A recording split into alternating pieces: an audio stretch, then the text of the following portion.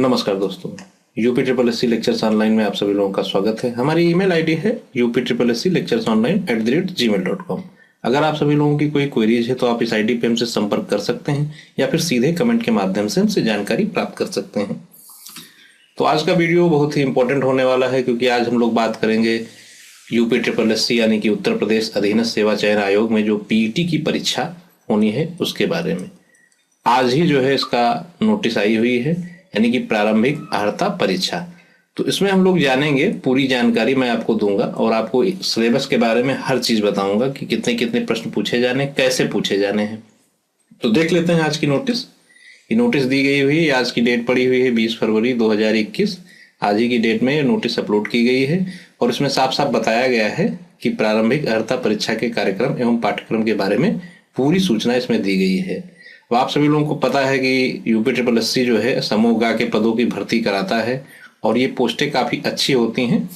तो इसके लिए आप लोगों को अगर इसको क्वालिफाई करना है तो आप सभी लोगों को पीईटी के चरण से गुजरना ही पड़ेगा। और पीईटी का पेपर जो है बहुत ही मुश्किल नहीं होने वाला है। मैं आपको बता दूं कि जो कुल प्रश्न इसमें होंगे, आपको 100 प्रश्न करने होंगे और 100 नंबर भी आपको लाने होंगे। ठीक है, यानी कि कुल प्रश्नों की संख्या 100 होगी और 100 नंबर का होगा। ये सिलेबस ही देख लेते हैं डायरेक्ट। ये देखिए सिलेबस दिया हुआ है, पूरा डिटेल में बात करेंगे हम लोग। यहाँ पे देखिए आप लोग देख सकते हैं कि प्रश्नों की संख्या 100 दी गई है और पूर्णांक आपका 100 दिया गया है और परीक्षा की अवधि आपकी 2 घंटे है, यानी 2 घंटे आपको दिए जाएंगे और 100 प्रश्न आपको करने होंगे और अधिकतम नंबर आप 100 तक ला सकते हैं। तो अब एक एक करके सिलेबस हम लोग देख लेते हैं कि क्या क्या चीजें पूछी जाएंगी। ठीक है, तो पहला देखते हैं। पहला जो आपका पूछा जाएगा वो आपका इंडियन हिस्ट्री यानी कि भारतीय इतिहास से। इसमें क्या क्या चीजें पूछी जाएंगी? इसमें सिंधु घाटी सभ्यता से पूछा जा सकता है, वैदिक संस्कृति, बौद्ध धर्म, गौतम बुद्ध की जीवनी एवं शिक्षाएं। ठीक है, जैन धर्म, महावीर जीवनी एवं शिक्षाएं, मौर्य वंश, सम्राट अशोक, गुप्त वंश, समुद्रगुप्त, चंद्रगुप्त द्वितीय, हर्षवर्धन, राजपूत काल, सल्तनत काल, मुगल साम्राज्य, मराठा, ब्रिटिश राज का अभ्युदय एवं प्रथम स्वतंत्रता संग्राम और ब्रिटिश राज का सामाजिक आर्थिक प्रभाव। ठीक है, ये हम लोगों ने हिस्ट्री की बात कर ली। इसमें आपका 5 अंक का होगा और 5 क्वेश्चन आपको देखने को मिलेंगे। ठीक है, नेक्स्ट हम लोग देखते हैं।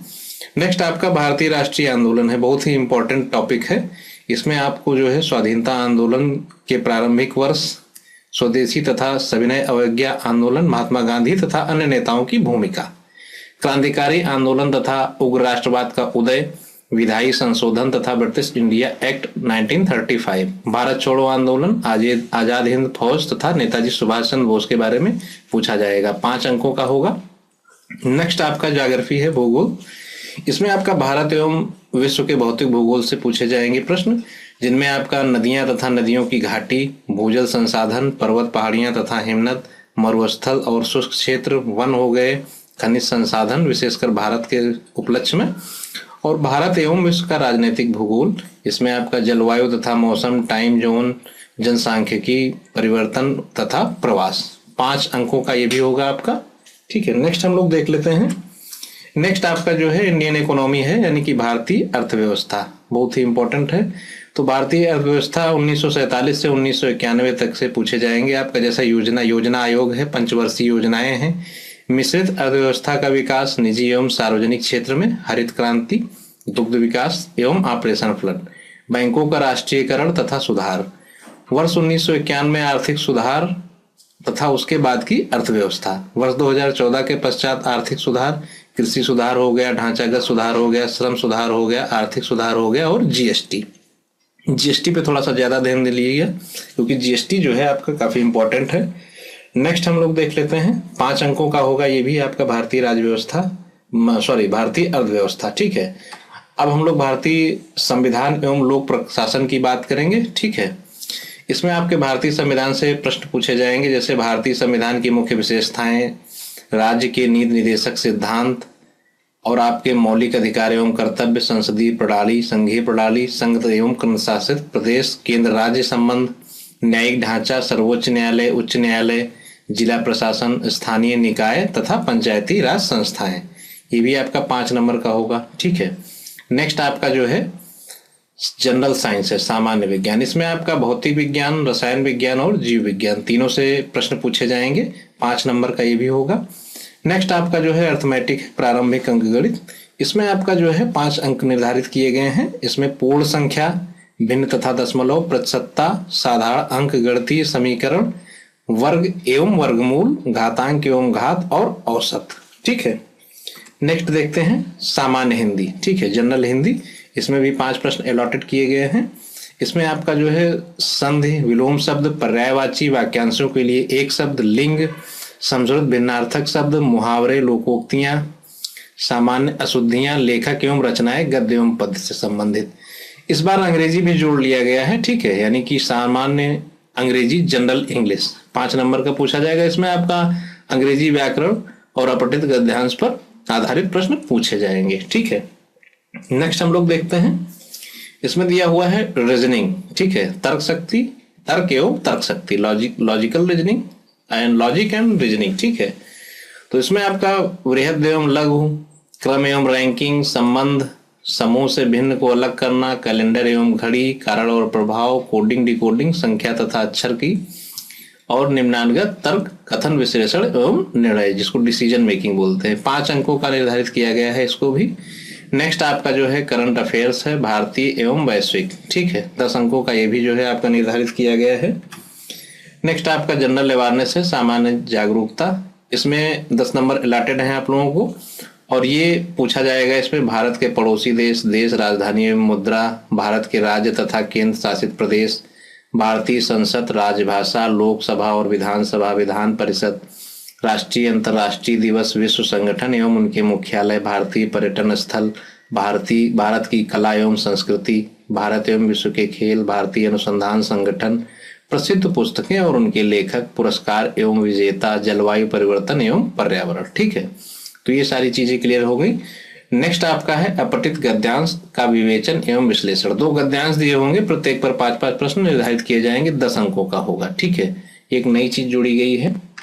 नेक्स्ट आपका है ग्राफ की व्याख्या एवं विश्लेषण। 2 ग्राफ दिए होंगे, 5-5 अंकों का, प्रत्येक जो है ग्राफ से पूछा जाएगा, 10 अंकों का ये भी होगा। ये भी नई चीज जोड़ी गई है। नेक्स्ट तालिका की व्याख्या एवं विश्लेषण। 2 तालिकाएं आपको दी होंगी और प्रत्येक पर 5-5 प्रश्न पूछे जाएंगे, 10 अंक निर्धारित किए गए हैं।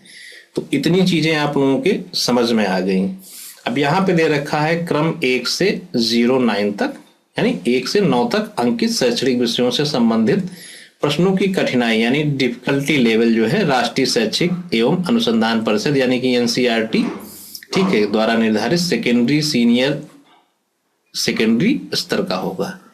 कहने का मतलब ये है आपका Indian history, Indian national movement, geography, Indian economy, Indian constitution, general science, arithmetic, Hindi and English, in 9 जो है, इन 9 टॉपिक का जो है आपका जो डिफिकल्टी लेवल होगा वो 10th और 12th स्तर का होगा। ठीक है, यानी 10+2, ठीक है, इस स्तर का होगा डिफिकल्टी लेवल।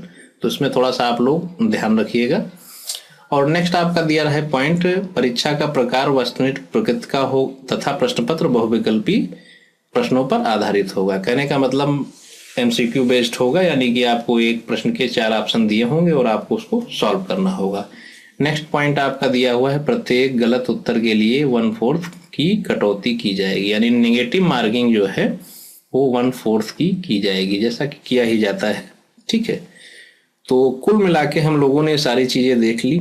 अब इसमें मोटा मोटा मैं आप लोगों को एक चीज बता देता हूं, अगर देखा जाए तो इसमें सबसे ज्यादा वेटेज है आपका जीएस का।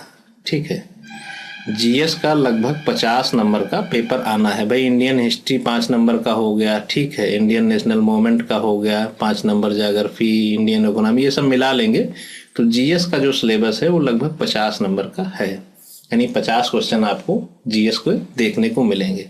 तो मोटा मोटा तौर पे मैं आपसे ये कहना चाहूंगा, जितना भी फोकस करना है आप लोग जीएस पे कर लीजिए। ठीक है, इसके अलावा अर्थमेटिक है 5 नंबर का है, तो वो आप आसानी से कर लेंगे। हिंदी 5 नंबर कवर कर लेंगे, इंग्लिश 5 नंबर कवर कर लेंगे, और रीजनिंग कहीं से छूटना नहीं है।